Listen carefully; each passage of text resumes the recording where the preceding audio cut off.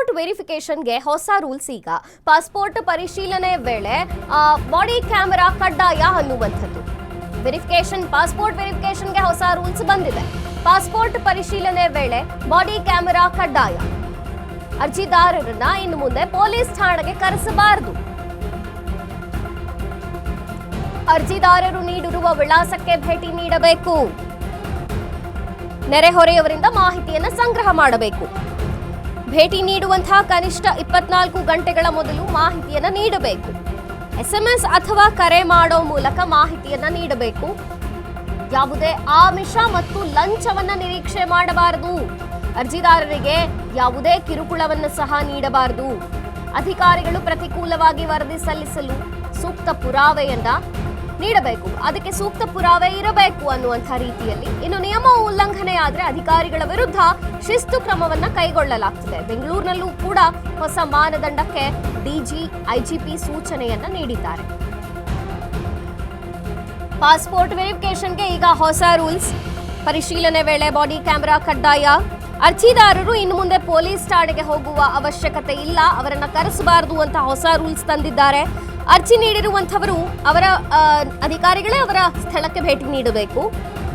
ನೆರೆಹೊರೆಯವರಿಂದ ಮಾಹಿತಿಯನ್ನು ಸಂಗ್ರಹಣೆ ಮಾಡಬೇಕು. ಭೇಟಿ ನೀಡುತ್ತೀವಿ ಅನ್ನುವಂಥ ಮುಂಚೆ ಕನಿಷ್ಠ 24 ಗಂಟೆಗಳ ಮುಂಚೆಯೇ ಅವರಿಗೆ ಮಾಹಿತಿಯನ್ನು ತಲುಪಬೇಕು. SMS ಅಥವಾ ಕರೆ ಮಾಡಿ ಮಾಹಿತಿಯನ್ನು ತಲುಪಿಸಬೇಕು.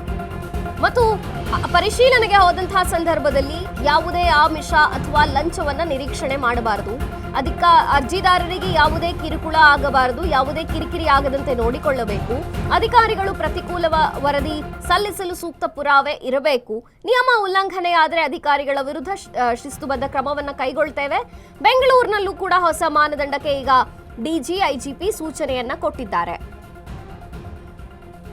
ಈ ಹಿಂದೆ ಪಾಸ್ಪೋರ್ಟ್ ಅರ್ಜಿದಾರರು ಪೊಲೀಸ್ ಸ್ಟೇಷನ್ಗೆ ಹೋಗಬೇಕಿತ್ತು, ವೆರಿಫಿಕೇಶನ್ ಆಗ್ತಿತ್ತು, ತದನಂತರ ಅಧಿಕಾರಿಗಳು ಬರ್ತಿತ್ತು. ಆದರೆ ಇನ್ನು ಮುಂದೆ ಪೊಲೀಸ್ ಸ್ಟೇಷನ್ಗೆ ಬರುವಂತಹ ಅಗತ್ಯವಿಲ್ಲ ಅನ್ನುವಂತಹ ಹೊಸ ರೂಲ್ಸ್ನ ತಂದಿದ್ದಾರೆ. ಅರ್ಜಿದಾರರು ಇನ್ನು ಮುಂದೆ ಪೊಲೀಸ್ ಠಾಣೆಗೆ ಕರೆಸಬಾರದು ಅಂತ ಹೇಳುತ್ತಿದ್ದಾರೆ. ಅರ್ಜಿದಾರರು ನೀಡಿರುವಂತಹ ವಿಳಾಸಕ್ಕೆ ಅಧಿಕಾರಿಗಳೇ ಭೇಟಿ ನೀಡಬೇಕಾಗತ್ತೆ. ಅಲ್ಲಿ ಅವರ ನೆರೆಹೊರೆಯ ಮನೆಯಿಂದ ಮಾಹಿತಿಯನ್ನು ಸಂಗ್ರಹಿಸಬೇಕಾಗತ್ತೆ. ಮತ್ತು ಅಧಿಕಾರಿಗಳು ಪರಿಶೀಲನೆಗೆ ಬರ್ತಾರೆ ಅನ್ನುವಂಥ ಒಂದು ದಿನದ ಮುಂಚೆ, ಅಂದ್ರೆ 24 ಗಂಟೆಗಳ ಮುಂಚೆಯೇ ಅವರಿಗೆ SMS ಅಥವಾ ಒಂದು ಫೋನ್ ಕಾಲೋ ಏನಾದರೂ ಮಾಡಿ ತಿಳಿಸಬೇಕಾಗತ್ತೆ. ಮತ್ತು ವೆರಿಫಿಕೇಶನ್ಗೆ ಹೋದಂತಹ ಸಂದರ್ಭದಲ್ಲಿ ಯಾವುದೇ ಆಮಿಷ ಮತ್ತು ಲಂಚವನ್ನ ನಿರೀಕ್ಷಣೆ ಮಾಡಬಾರದು ಅಂತ ಈಗ ರೂಲ್ಸ್ ಬಂದಿದೆ.